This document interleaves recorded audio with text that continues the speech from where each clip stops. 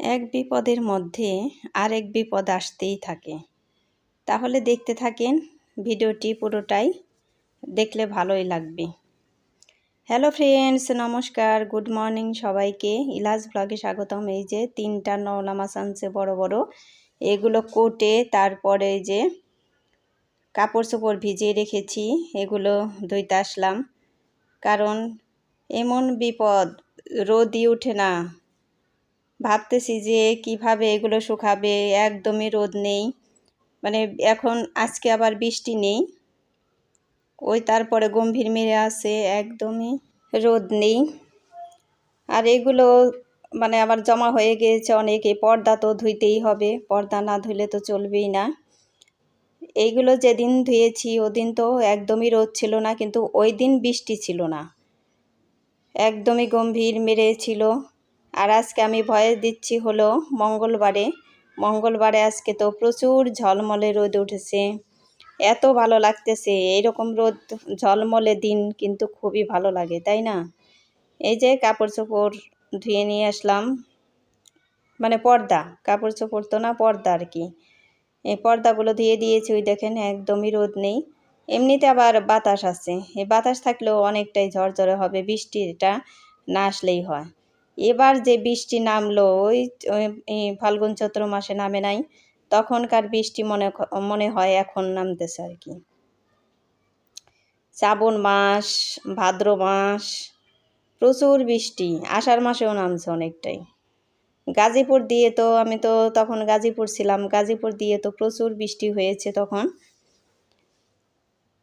আর এই পর্দাগুলো একদম ভারী, মানে একদমই ওজনদারি, এগুলো ধুইতে খুবই কষ্ট। আমার কষ্ট হয়েছে, কিন্তু তাহলেও করার কিছু নেই। কালকে আবার কাজের মাসে আসবে, কালকেও ধোয়ার আছে অনেকে, সেই জন্যই ভাবলাম আমার একটু কষ্ট হলেও আমি এই কয়টা জিনিস ধুয়ে নিই, তাতে সুবিধা হবে। আর ছাদেও তো জায়গা হবে না, ছাদেও তো এই যে এত ভারী ভারী জিনিস, এগুলো সরিয়ে দিলে কি জায়গা।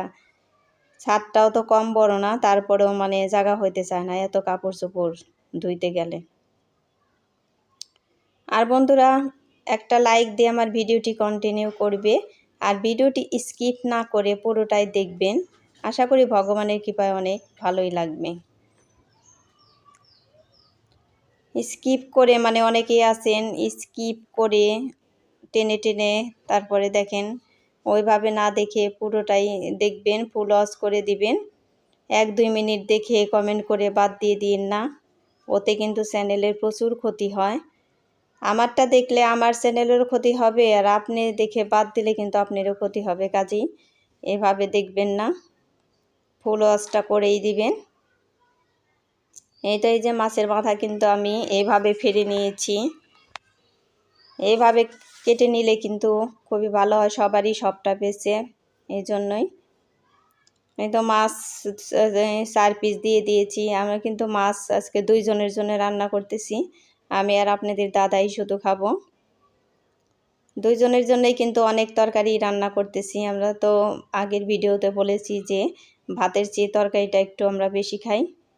ভাত দেখলে মনে হবে যে এত কম হবে কার, এরকম মনে হবে, কিন্তু তরকারিটা দেখলে মনে হবে যে কয়জন মানুষ খাবে, মনে হয় অনেক মানুষ খাবে, তরকারি অনেক বেশি। আমরা তরকারি একটু বেশিই খাই, তরকারি বেশি না হলে কিন্তু আমাদের ভালো লাগে না। এই তো তেজপাতা আর হলো জিরে সম্বারও দিয়ে দিলাম। আর রান্নাটা হবে হলো তরকারি কুমড়ো আর হলো পেঁপে দিয়ে, ওই যে কাঁচামরিচ আগেই দিয়ে দিলাম। পেঁপেটা একটু লাল হয়ে গিয়েছে, শক্ত আছে কিন্তু লাল লাল হয়ে গিয়েছে, তাও ভালো হবে 2 পদ মিশিয়ে। একটু মিষ্টি মিষ্টি হবে, মিষ্টি মিষ্টি তরকারি আমার ভালো লাগে। এই তো এগুলো এখন একটু ভালো করেই ভেজে নিব, ভালো করে ভেজে তারপর পরিমাণ মতো ঝোল দিয়ে দিলাম। ওই দেখেন কতখানি আনাজ দিয়ে দিয়েছি 2 জনের জন্য, কিন্তু তরকারি অনেকেই মানে বলে যে বাড়িতে মেম্বার কি অনেক নাকি, তরকারি এতখানি, এরকম বলে। সেই জন্যই বললাম যে আজকে আমরা 2 জন মানুষই খাবো, তাও 2 জনের জন্যই কিন্তু অনেকগুলা মাছ আর তরকারি অনেকগুলো দিয়ে দিয়েছি। তো জিরে গুঁড়ো দিয়ে দিলাম, তরকারিটা কিন্তু হয়ে গিয়েছে। এখন ঢেলে নিব তরকারিটা।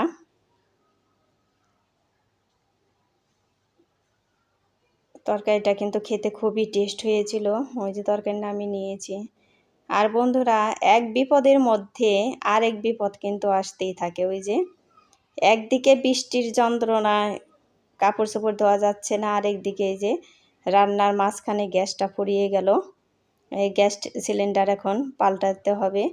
আমি একা একা ভাবতেছি যে আপনাদের দাদাকে ফোন করতে হবে, কারণ গ্যাস সিলিন্ডার আমার ঘরের ভিতরে এনে দিবে কে, এরকম ভাবতেছি। তারপরে পিছন ঘুরেই দেখি আমার পিছনে গ্যাস সিলিন্ডার। কিসের জন্য গ্যাস সিলিন্ডার পিছনে?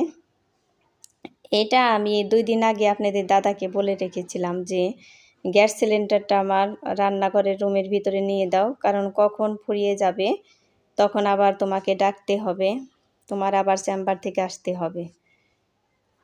সেই জন্য আপনাদের দাদা 2 দিন আগেই আমাকে রান্না করে নিয়ে দিয়েছে। ওই যে এখন তাতে আমার অনেকটাই উপকার হলো। আমি একাই নিয়ে গ্যাস সিলিন্ডারটা লাগাতে পারলাম। আর বন্ধুরা, আমার ভিডিওটি ভালো লাগলে কমেন্ট করে জানাবেন। এই যে আমি যে এত রান্নার ভিডিও দিই, এই ভিডিওগুলো আপনাদের কেমন লাগে? আপনারা যেখান থেকেই দেখেন, কাছে কিংবা দূরে, দেশে বা দেশের বাইরে, যেখান থেকেই দেখে থাকেন, আমাকে সুন্দর করে কমেন্ট করে জানাবেন। এই তো তেল দিয়ে দিলাম। এখন হবে এই নওলা মাছেরই তেলের চচ্চড়ি। এই চচ্চড়িটাও কিন্তু খেতে অনেকটাই মজা হয়। আমি রান্না করতেছি আলু, পেঁয়াজ, তারপরে ধুন্দুল বেগুন, এগুলো দিয়ে। আর এই তরকারি খেতে খুবই টেস্ট লাগে। আমি কড়াইটা কোনোভাবে ভালো করে বসাইতে পারছিলাম না, খালি নড়ছিল। ওই দেখেন কীভাবে নড়ছিল। আমার এতটাই বিরক্ত লাগছিল তখন, খুবই মানে নিজেকে নিজের ওপর একটু রাগ রাগ হচ্ছিল যে এইভাবে নড়ছে কেন। ওই দেখেন কী অবস্থা। এটা এখন এই চচ্চড়ি আনাজগুলো ভালো করে আমি ভেজে নিব, তারপর পরিমাণ মতো ঝোল দিয়ে দিব। কারণ চচ্চড়িতে বেশি ঝোল দিব না, একটু কম কমই ঝোল দিব। দেখেন যে আমি এই চচ্চড়িটা কীভাবে রান্না করি। যারা যারা এইভাবে তেলের তরকারি খান না, তারা একবার দেখেন যে এভাবে রান্না করে খেয়ে দেখবেন যে কতটা টেস্ট হয়। সাধারণত মহিলারা এই তরকারি খায়,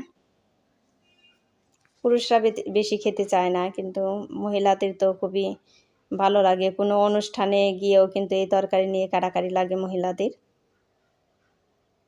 এই তো ঝোল দিয়ে দিলাম, তারপরে মাছের তেলগুলো দিয়ে দিব, তেল ফুলকা এগুলো দিয়ে দিব।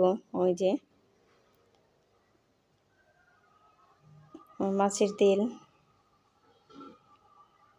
তেলও একদম সুন্দর তেল বের হয়েছে। কত আছে না কালো কালো তেল বের হয়, ওগুলো না, একদম সুন্দরভাবে বের হয়েছে। ওই যে দেখেন তরকারিটা কত সুন্দর। জিরে গুঁড়ো দিয়ে দিলাম। তরকারিটা খুবই টেস্ট হয়েছিল খেতে। আপনারা যারা খান না, তারা একবার এইভাবে রান্না করে খেয়ে দেখবেন যে কতটা মজা লাগে। আর বন্ধুরা, আমার ভিডিওটি ভালো লাগলে একটা সাবস্ক্রাইব করে পাশে থাকা বেল আইকনে ক্লিক করে দিবেন, তাই নোটিফিকেশন চলে যাবে সবার আগে আপনার কাছে। এই যে তারপরে বয়ামগুলো জমা করে রেখেছি, এগুলো ধুয়ে নেব। রোদ্রের কারণে কিন্তু এগুলো ধুইতেছি না। ওই যে আপনাদের তরকারি দেখিয়ে দিই, কত সুন্দর হয়েছে কালারও যেমন সুন্দর হয়েছে, আর খেতেও তো খুবই টেস্ট হয়েছে। ওই যে বয়ামগুলো পুরোটা সবগুলোই ভিজিয়ে রেখেছি, এখন এক এক করে ধুয়ে নিব। এই রোদ্রের কারণে কোনো কিছুই আমার কোনো কাজই মানে আগাচ্ছে না। এত বৃষ্টির মধ্যে মানে কিছুই করতে ইচ্ছে করে না। এগুলো তো ধুয়ে ধুয়ে রোদ্রে দিব, রোদ্রে দিলে পরে রোদ্রে শুকালে তো ভালো টনটনা হয়ে যাবে। এই তো আমার এগুলো কিন্তু ধোয়া হয়ে গিয়েছে, এটা ধুলেই শেষ হয়ে যায়। এই বয়ামগুলোতে মোয়াটাও রাখা যাবে। এই বয়ামগুলো খুবই ভালো, ওটসের বয়াম, একদম শক্ত সামর্থ্য বয়াম, এগুলো খুবই ভালো বয়াম। ওই যে দেখেন অনেকগুলো বয়ামই কিন্তু আমি ধুয়ে নিয়েছি। অনেকটাই পরিশ্রম হয়েছে আমার, তাহলেও কিছু করার নেই। আর কাজকে ভালোবাসলে কিন্তু সব কিছুই করা যায়। আমি কিন্তু কাজকে একদমই ভালোবাসি, সেই জন্যই সব কিছু করতে পারি। এই যে জাম্বুরাটা পেকে আছে, আপনাদের দাদা বলতেছে ছিঁড়বো না, আমি ছিঁড়বো না। একটা রয়েছে, আমি বলতেছি না, আমার খেতে খুবই ইচ্ছে করছে আজকে। হনুমানজির পূজা আছে, পুজো দিয়ে তারপরে খাবো। ওই যে তারপরে আবার বৃষ্টি পড়ে সারতেছে, সেই জন্য এখনও কিন্তু বেলা আছে অনেক। তাহলে কি হবে, বৃষ্টি মানে ফোঁটা ফোঁটা পড়তেছে, সেই জন্য আবার তাড়াতাড়ি এগুলো ঘরে নিয়ে ছড়িয়ে দিব। আমাদের আবার এতগুলো ছড়ানেরও ঘর আছে উপরে। এই তো তাড়াতাড়ি করে কিন্তু এগুলো আবার রেখে আসলাম, রান্নাটা নামিয়ে এখন চুলাটা পরিষ্কার করে নিব। আমি কাজ এইভাবেই করি, এই দৌড়ে দৌড়েই কাজগুলো করি। তা না হলে তো আমি একা মানুষ কিভাবে এতগুলো কাজ করব, তাই না? একা মানুষের এত কাজ, আগে ভাবতাম, বিয়ের আগে ভাবতাম যে একা মানুষ কোথাও যেতে হলে সব কিছু গুছিয়ে গাছিয়ে যেতে হয় কেন। এখন বুঝতেছি যে একা মানুষ থাকলে পরে যে কতটা কষ্ট আমি এতদিন বুঝতেই পারিনি। এই 2 বছর ধরে বুঝতেছি, কারণ এতদিন তো সবার সাথেই ছিলাম, শাশুড়ি মার সাথে ছিলাম, যা থাকতো। আর এখন ওরা গাজীপুর যাওয়াতে তো আমি একদম একা হয়ে গিয়েছি, এই জন্য সব কিছু আমার একা একাই করতে হয়। আর কোথাও যেতে হলেও মানে সব কিছু গুছিয়ে গাছিয়ে তারপর যেতে হয়। আর সবাই ভালো থাকবেন, সুস্থ থাকবেন এই কামনা করে ভিডিওটি শেষ করছি। এই রান্নাঘরের ফ্লোরটাও এখন মুছে নিচ্ছি। আর বন্ধুরা, আমার ভিডিওতে যারা আসেন সবারটাই কিন্তু আমি ফলোস করে দিই, কাজেই সবাই আমার ভিডিওটাও ফলোস করে দিবেন। এই তো আর বেশি বড় করলাম না, পরবর্তী ভিডিও দেখার অনুরোধ রইল। সবাইকে টাটা বাই বাই করে দিলাম।